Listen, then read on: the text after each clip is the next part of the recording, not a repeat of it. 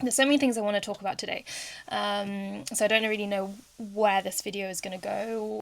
I don't know if it's the same for you guys, but in December, like, I always feel a lot of emotions. Some good, some bad, and some in between. I think that December is a time where people like realize, oh my gosh, it's another year, and there are certain things on my bucket list that's like, oh my gosh, that's not achieved yet.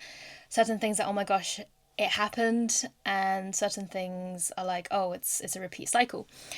And I hope that by sharing what I am learning during my reflection period, that it might help you guys. So my goal for 2025 was really simple. It was literally heal. And that was because the prior year, the year before that, I kind of had huge amount of stress from both the personal and the business side of things. I was like, you know what, I need a break. I need a total break, a total reset from just everything. The best thing to see how much you've changed is to look at your photos from like January to like November, December. You'll realize just how much you've changed. I literally do not recognize the woman in January and the woman in March and the woman in June. Like, they're all so different people. And if there's anything that I want to achieve from now to eternity, is to stop letting myself be the bottleneck. I run a business that helps people build their personal brands and build their company brands through social media. And I literally go and film and script. Like, I do everything: content strategy, plan. Me and my business partner will go there and film them. My business partner will do the editing, we'll do the social media management. We coach CEOs how to feel comfortable on camera, and we also do content days where we do it in a group. It's so much fun. We see them go from like, oh my gosh, this is cringe, this is scary, to like, oh, this is actually a lot of fun. Like, I don't even remember that the camera's there. And if I'm honest, guys, like, I feel anxiety when the camera is at me. I love being behind the scenes. And so does my business partner. Like, we love being behind the scenes. We love sharing other people's stories. But for some reason, when it comes to ourselves, myself, I'm just going to talk about me. I'm on and off. You see me posting a video here and there, and then you see me kind of restricting back into my cocoon and just working behind the scenes. I love writing. I can write all day. I can text post all day. When it comes to video and me just looking at myself, I get uncomfortable. And moving forwards, it's exactly why I feel uncomfortable, is why I need to do it. And I was watching videos of like Layla Hamosi, this guy Dan and Chris doing a podcast where, like, it took Layla 3 years to get comfortable to be on camera to do her content stuff, and look at where she is now. It took this Dan guy, I think, so he posted videos, didn't get any results, and then 4 months break, and then he got back into it. And then his friend posted a really bad video, it didn't do well, and it took him 2 years to get back onto it. Same with this Chris guy as well. And it made me realize, like, oh, I'm not alone in this. And it's so much easier when people have a team and you have everything for you, like, the script's there for you, the camera is set up for you, when you don't know what to say, you have someone to guide you, you have a producer, you have a director to help you. It just makes life so much easier. And so when you're doing it alone and you're setting everything up yourself, you're scripting everything yourself, it is harder. It's like having a personal trainer and not having a personal trainer. But then at the same time, once you develop that muscle and once you get used to it, everything just is easy. And so I really encourage everyone to think about, it might be creating content, it might be video, it might be something completely different.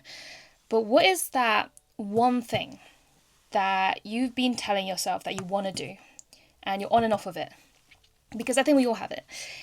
And you're like, okay, if I just develop the habit and build the momentum and never give up, like, I'm gonna get there. So I've been creating content on and off, and now that I've spent a year and a half working in the content space, helping other CEOs create content, build their brands. And now that I've launched my own business doing the same thing,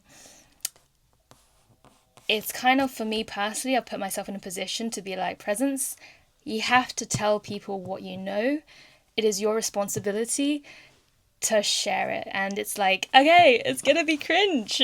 You're gonna feel like, oh, you're gonna feel embarrassed. You're gonna feel like, oh my gosh, did I say the right thing? You're gonna compare yourself to other creators who are doing like so much better with better lighting, better backgrounds, more followers, or like more track record, da da da da da. You can come up with 100 excuses or 100 reasons why you're not good enough, or you're this, you're that, like you shouldn't do it, because you want to feel safe. And if there's anything that I've learned from getting my first client, my 10th client, getting a new job, building new relationships, putting myself in rooms where I'm like, oh my gosh, how did I get here? It all required some kind of uncomfort feeling, and I hate it, but I also love it, I guess that's just how weird it is. And sorry, this is like my third coffee now, so that might be a bit crazy. But you get what I mean. And so, look, I know you're probably like me, you're probably watching a bunch of videos on YouTube right now saying 2026, new year, new me, yada yada yada. And like, realistically, it's just gonna be another day. Nothing's gonna change. You can literally set a new goal any other day during the year and just say like, yep, I'm changing. Like, why are we waiting until... Don't beat yourself up. Don't underestimate the small wins that you get. If you're mega depressed right now, celebrate the fact that you got out of bed. If you haven't gone to the gym for like 3 years and you managed to get 10 minutes in the gym, celebrate that you got 10 minutes in the gym. If you struggle with social anxiety and talking to people, and you manage to get your phone and call someone that you know and just say, hi, how you're doing, celebrate that. And looking at the last year, I've had so many of these like small wins I didn't celebrate myself for, because I just thought they're too small to celebrate. But when I look at like everything that is like a big win, it all came from the little wins. 2025 has been hard for so many people that I know. So if you're feeling the same thing, where 2025 hasn't been the best and 2024 hasn't been the best, that's okay. Look at the small wins that you've had and look at the big wins that you've had, and remind yourself how far you've come. Because if the goal is growth, if you keep thinking about how can I grow, how can I be better, maybe I'm 1% better today, maybe I'm 0.5% better today, maybe I'm 10% better in this area but 10% worse in this area, like just focus on the good stuff first. And then sure, I think it's really important to evaluate, where could I have done better? And so I think it's about like reducing that like time of like falling back down and getting back up again. Like I didn't hit any of my fitness goals this year. I write a letter to myself every year about like how my life is doing, and I compare it myself to the year after, and I'm like, some things are exactly the same. And so should I beat myself up for it or not? And I don't think anything's good has happened from beating myself up. I'm not saying to not do anything, to ignore it. I'm saying to be compassionate to yourself and to be curious. Oh, okay, interesting. This goal that I set for myself last year didn't happen. Why? It's okay that it didn't happen, but why did it not happen? Because like so-and-so happened as well. This happened, this happened, this happened. Which made you feel this way, which made you like not do this and this and this. So it's having the awareness and the kindness towards yourself.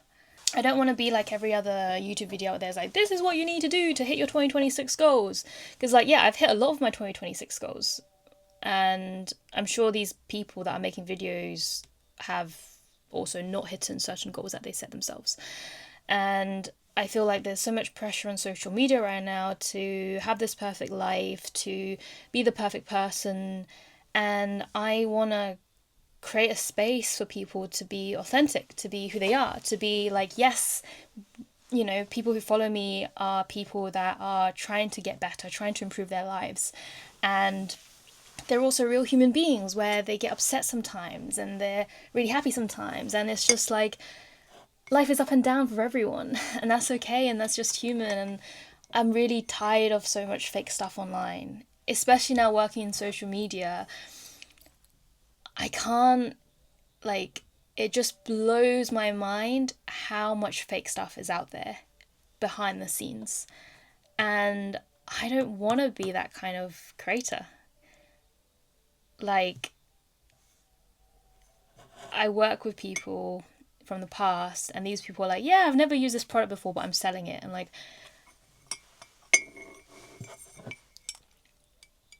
this is the AI stuff coming out right now. AI UGC is like, I think it's great. I think it's like super cool that we have such realistic people now that are fake.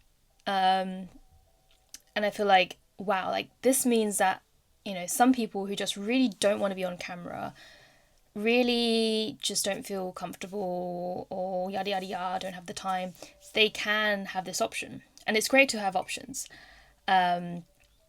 Like, it just leaves, like, there is barely any excuse right now for people to not do stuff, you know.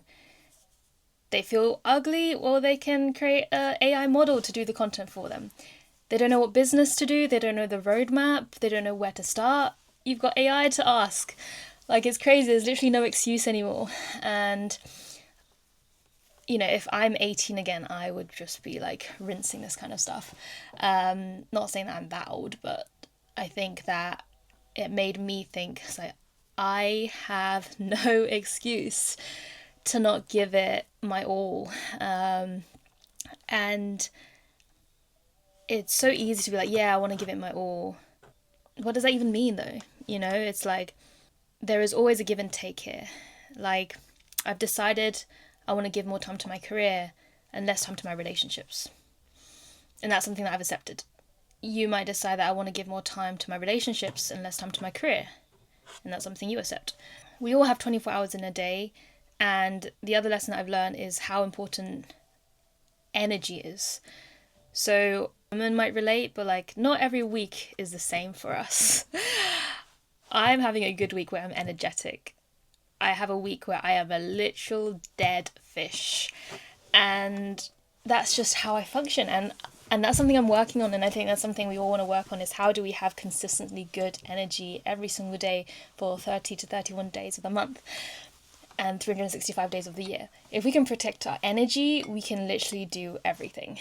And I think life just, you know, we're all getting older day by day. There's more stuff happening day by day. And like, if you are in a position where you have a roof under your head and you have Wi-Fi and you have a phone and you have, you know, the ability to create an account on LinkedIn, you can just do so much. You can do so much. And I just think most of us aren't living up to our potential, including myself. And so I think that if you are feeling the same way that I'm feeling, for example, like you feel like, I've had a really tough few years and I've also had grown a lot and I have a clearer sense of who I am,